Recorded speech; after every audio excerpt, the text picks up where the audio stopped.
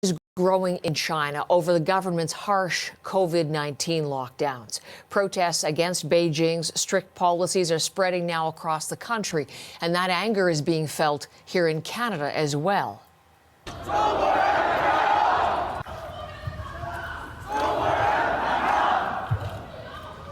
There was a scene last night in front of the Chinese consulate in Toronto. Video from social media showing a group gathered and rallying in solidarity with the anti-lockdown protests in China.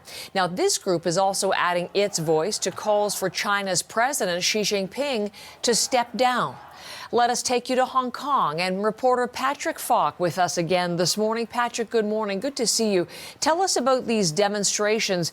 Obviously, in Canada, shows of solidarity, but the very surprising defiance and demonstrations that are spreading out now across China.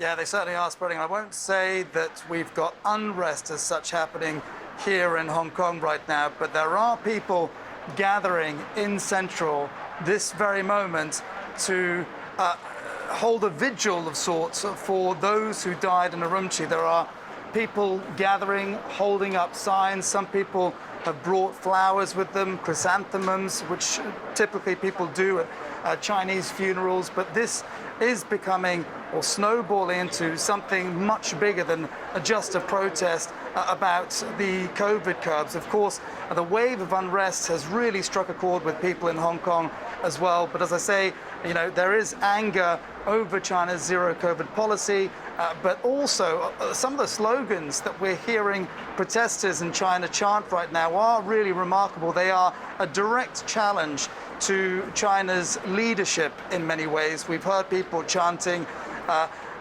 bring down the Communist Party, bring down President Xi Jinping. As we know, there is very little room for dissent in China under President Xi, so these people are doing so at great risk.